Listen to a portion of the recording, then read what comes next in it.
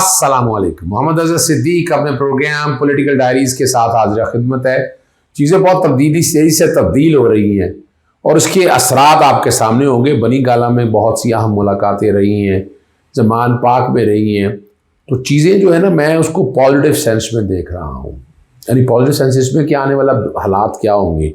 एक तो नैब किस तरह बदमाशी कर रही है और जिस तरह इमरान खान के केसेस में कोई ताल्लुक नहीं है, कोई कंसर्न नहीं है, उसका matter is past and close transaction, और उसमें है ही कुछ नहीं, बताए ना, यानी है क्या उसमें, करप्शन या करप्ट प्रैक्टिसेस तो नज़र मुझे तो कोई नहीं आए। उस पर गुफ्तगू करनी है मैंने।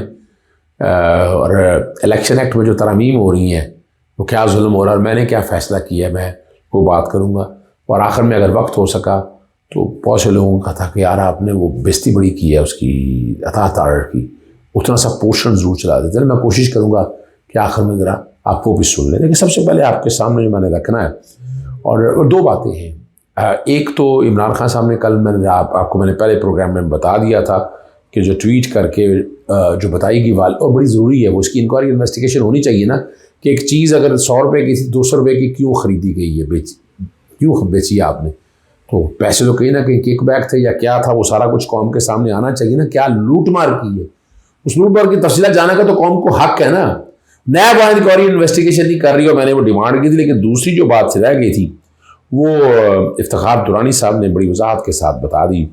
उन्होंने minutes of the executive board of meeting के जो नैब के हैं, जो 21 अप्रैल 2020 को है, और एजेंडा 4 में जो उन्होंने बात की है वो मैं आपके साथ शेयर कर देता, ट्वीट की है, और साथ मुतलका कानून भी शेयर किया उन्होंने कि अगर वो हो तो फिर क्या, ये 190 मिलियन पाउंड के हवाले से बात हो रही है जो मलिक रियाज के कॉन्टेक्स्ट में है।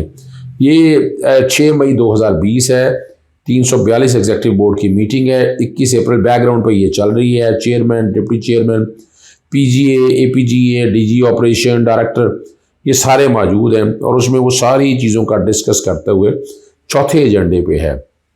DG ऑपरेशन ने जो है वो प्रोवाइड किया है कि प्रेजेंटेड टू EBM 26/2 में, and it was highlighted that national crime agency UK while taking cognizance of the matter involving movable asset, money transaction, movable asset, Hyde Park property, confiscated amount in cash as a result out of which court settlement, and subsequently repatriated amount to Supreme Court of Pakistan. However, disposal of questioned immovable property through auction was under process, and National Crime Agency UK is pursuing the matter till commitment is honored. The Executive Board observed that in case of commitment regarding immovable property was not honored, National Crime Agency could initiate criminal proceedings simultaneously. NAB will also be in a position to take cognizance afresh in that case. However, it was recommended that CV be closed with the caveat to reopen the matter in case commitment, लफ्ज़ सुनिएगा, कब खोलना है, commitment undertaking is not honored. On the recommendation of the Executive Board of the Chairman, close the matter as suggested. देखिए वो तो उन्होंने पूरी कर ली ना, मतलब छोड़ी नहीं उन्होंने।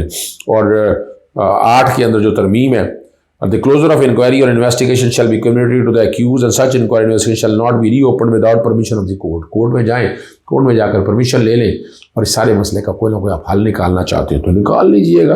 लेकिन अभी तो इमरान खान के अगेंस्ट जो इंक्वायरी और इन्वेस्टिगेशन जारी है, ये सारी बदनीति पर मबनी है, ये फ्रॉड है, और इस फ्रॉड को रोकना है, इस फ्रॉड को रोकना है। इस फ्रॉड को रोकने के लिए हमारे अब इदारों का काम है कि वो उसको किस तरह देखते हैं। ये ना हो, नैब तो आपको पता है मर्जी का चेयरमैन लगाया हुआ है, और वही लोग जो सारे बैठाए हुए हैं वो अपने मर्जी का काम करना चाहते हैं। क्या इसकी इजाज़त दी जा सकती है? चलें हम आपको आगे चलते हैं। मैंने 2 ट्वीट अंग्रेजी और उर्दू में कर दिए थे। अगला मामला है इलेक्शन एक्ट सेक्शन 230 के तहत निगरान हुकूमत को फैसला साजी का इख्तियार देना इन्हें पाकिस्तान से मुतसादम है और आला अदालतों के फैसलों के खिलाफ वर्जी है।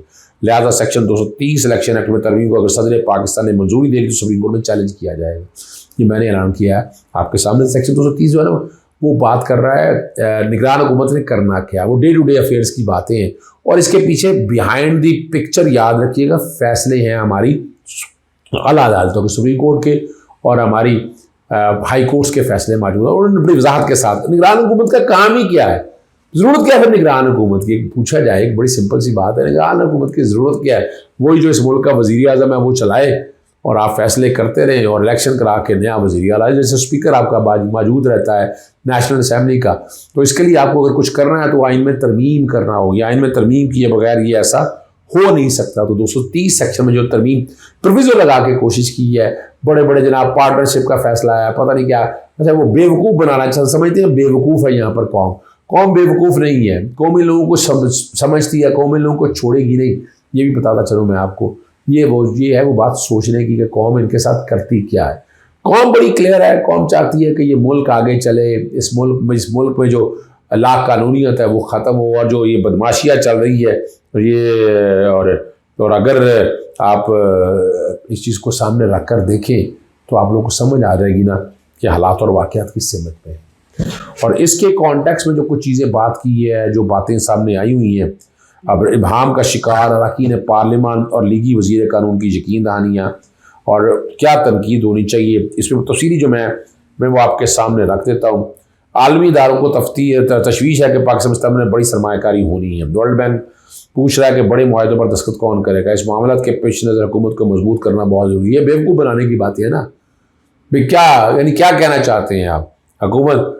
और ये सिर्फ ये है ना कि ये जो बेवकूफ़ बनाने की बात है ना, इसीलिए तो कह रहे हैं ना कि नवाज शरीफ इसहाक़ को क्यों चाह रहा है, या शाहिद खाकान अब्बासी के क्यों चाह रहा है कि 3.5 साल का अरसा भी पूरा नहीं हुआ इनका, जो बैठ कर डिले हुई थी ना, जब ये हुकूमत गिराई गई थी ना, नॉर्मल 3.5 साल की हुकूमत आती है। तारीखी तौर पर आप देखते आए, इमरान खान साहब का भी टाइम देखा, उससे पहले आपने देखा कि नवाज शरीफ कितना अर्सा रहे, उसके बाद शाहिद खाकान अब्बासी आ गए। तो अब भी वो कह रहे हैं कि हमसे जो कमिटमेंट की है वो टाइम पूरा करें ना। ये असेंबली की मियाद बढ़ाना चाहते थे और आइन में इजाज़त मौजूद है, लेकिन इमरान खान साहब इस सारी बात को भांप गए थे। 2 असेंबलियाँ तहलील इसलिए की थी कि ये बैठकर यहाँ असेंबली बढ़ा ना सके मियाद। अब तो मुसीबत पड़ी हुई ना, तो अब उसके लिए वो चाह रहे हैं, वो यानी चाह यही रहे कि निगरान सेटअप आए, वो टेक्नोक्रेट गवर्नमेंट हो उनकी मर्जी का, और ये आगे तकरीबन जो 2 साल 1.5 साल आगे और गुजारना है वो वक्त पूरा हो जाए।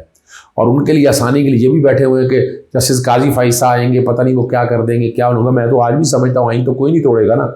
और यहाँ जो इजलास के हवाले से जो बातें हुई हैं, चंद तरामीम पढ़कर आगे बढ़ने की कोशिश की, लेकिन जमात इस्लामी के सेनेटर उस तेज़ रफ्तारी के राय में हाय रहे और वज़ीर कानून को टोकर वजाहत पेश करने की दरख्वास्त करते रहे। सेक्शन 230 निगरान हुकूमत की इख्तियारात की वजाहत करता है, बताता है कि निगरान हुकूमत किस नौइयत के फैसले ले सकती है और कौन से फैसले करने के हवाले से बाख्तियार नहीं है। और तरमीम के ज़रिए जो क्या लेना चाहते हैं वो बताना चाहते हैं। बैनुल अक़वामी मुआहदों की तकमील करती है, इसमें प्राइवेटाइजेशन, पब्लिक पार्टनरशिप और दीगर ममालिक के साथ माहदे शामिल हैं। और ये रोज़मर्रा के मामलात के कॉन्टेक्स्ट में बहुत से खदशात का इजहार किया। इसका मतलब ये है कि इसको डिले किया जा सके, ठीक है ना जी। और वाकआउट करते रहे कोई लोग, वो दरअसल मुझे कार्रवाई ख़त्म हो चुकी है और बिल मंजूर हो, जब कभी सेक्शन इलेक्शन एक्ट की 54 में से सिर्फ 28 शिकें ही पड़ी गई थी, ये पूरी नहीं हो सकी हैं। और मुश्तरका इजलास के दौरान मुख्तलिफ सेंटर और अरकान असम्बली तहफ़्फ़ुज़ात का इजहार किया। सेंटर रज़ाक़ मनी ने कहा कि इस किस्म के इख्तियार तो कभी मुंतखब हुकूमत ने दिए गए, तो निगरान हुकूमत को कैसे दिए जा रहे हैं। एक ऐसी हुकूमत को इख्तियार दिया जा रहा है जो सिर्फ 60 या 90 दिन तक संभालेगी। और अली ज़फ़र ने कहा कि सितंबर के माहदों की तारीख अगर आगे कर दी जाए तो या फिर तरमीम में नरमी की जाए, वरना सुप्रीम कोर्ट इस मुतनाज़ा तरमीम को 10 दिन में उड़ा देगी। इसके बावजूद राजा परवेज़ शेर ने कहा the house is in order और कोई इख्तलाफ नोट नहीं आया। प्रेस गैलरी में ये सवाल तो उठते रहे। सेक्शन 230 के हवाले से ये बातें जो सारी है, कोई उन्होंने कहा जी कोई नई तब्दीली नहीं आई, लेकिन हालात तो आपके सामने मौजूद हैं और वो समझने वाली बात है। ये चाहते क्या हैं? ये चाहते इस मुल्क के साथ खिलवाड़ है, इस मुल्क के साथ जुल्म चाहते हैं, और ये मुल्क और ये चाहिए रहे हैं ये टोटकों से ये लोग चलें। अब ये जो कि अवाम में पजीराई तो मिलेगी ना, इन्हें वक्त चाहिए, इलेक्शन ना करवाने पड़े।